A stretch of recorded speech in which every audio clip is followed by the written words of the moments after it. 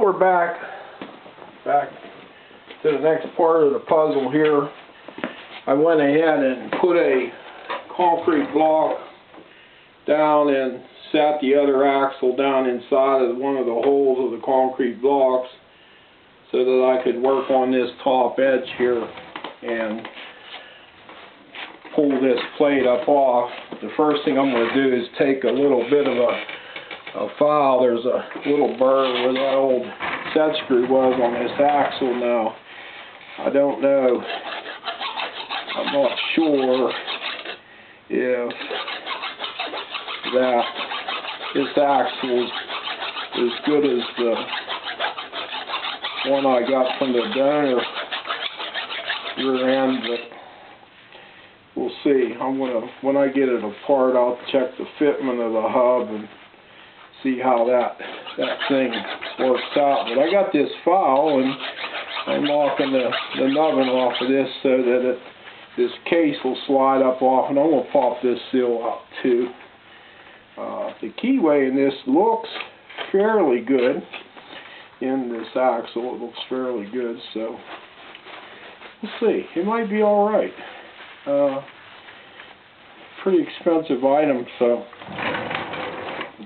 I do have this file. This was a file that I had to make. I ground it because I had to go inside of a pulley one time and make a keyway, so that's kind of a custom little file deal.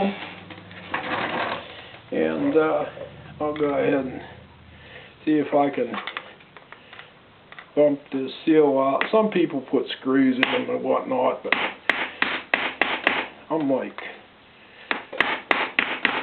into prime with screwdrivers, you know. As you can tell, you get a little notch in it, get it started.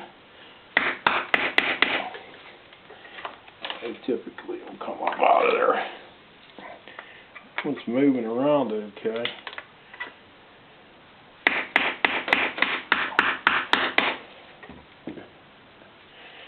Yeah, we'll get that pop up out of there.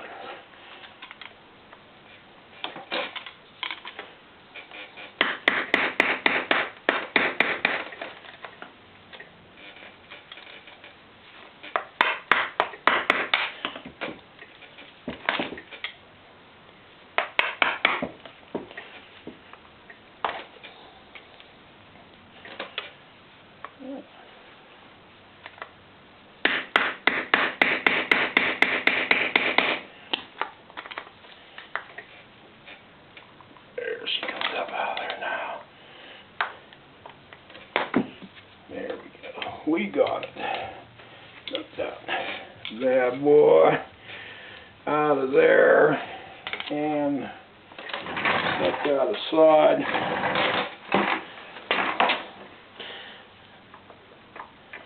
That looks pretty good in there. That bearing looks pretty good. Check and make sure nothing is moved here. It looks alright. Get our little impact wrench, take the rest of the bolts out.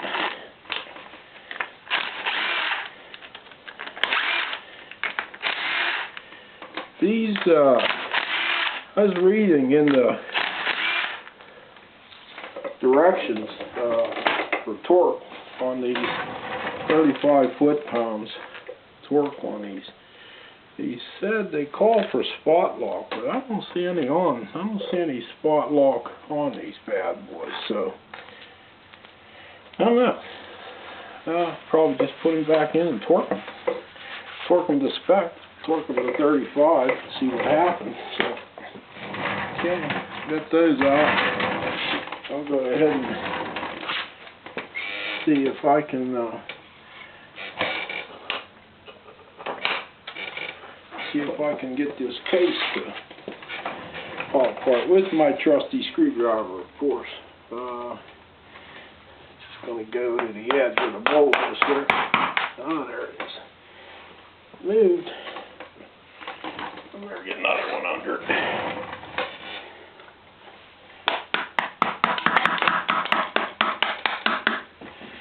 See what happens here. So I get this thing to come up out of there.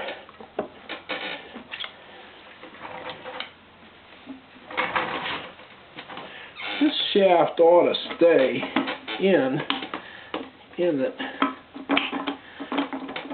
Hopefully, yeah, hopefully it will. There it comes. Wow.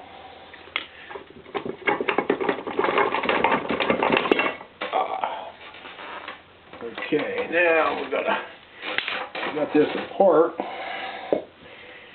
It looks wonderful. Looks wonderful. Gasket's torn. That's okay. We got a new one on the way. Wow. Bearings, everything here looked pretty good. So that came apart. That came apart nicely.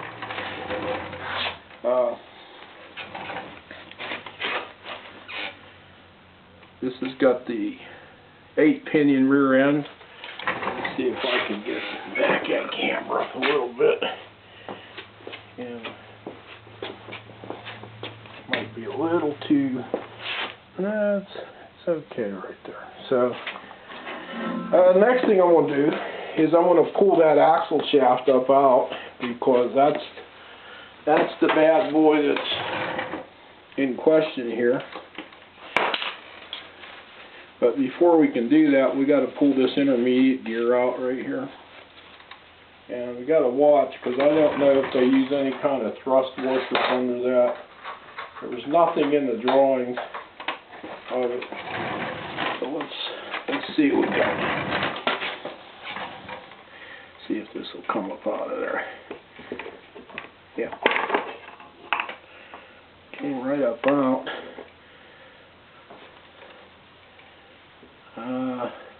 Don't feel like there's anything down in there.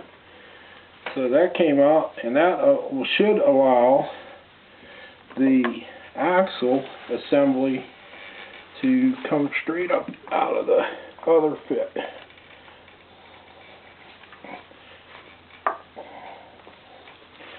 So there we have it.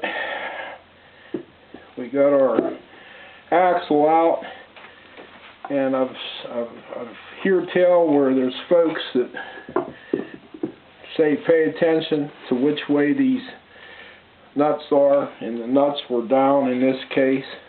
That can be interference, I guess, in there with something.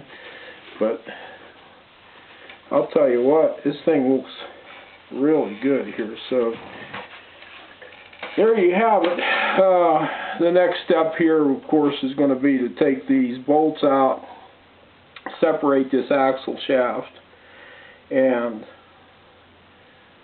install the new axles into the gear here, the replacement axles. We'll see what we're going to do. Anyway, that's it for this one right now, and I'll go ahead and there's just 4 bolts that hold this together. I'm going to go ahead and I'll take those out, and then we'll see where we end up. See you on the next part. And oh, by the way, I got this idea. If you look on down underneath that concrete block, there is a old cookie tray that had went bad, and I used those. I got a couple of those up here, just a little tip for catching stuff like this, oil and whatnot, residuals, you know, and it kind of keeps the shop floor a lot nicer. So there you go. See you in a bit.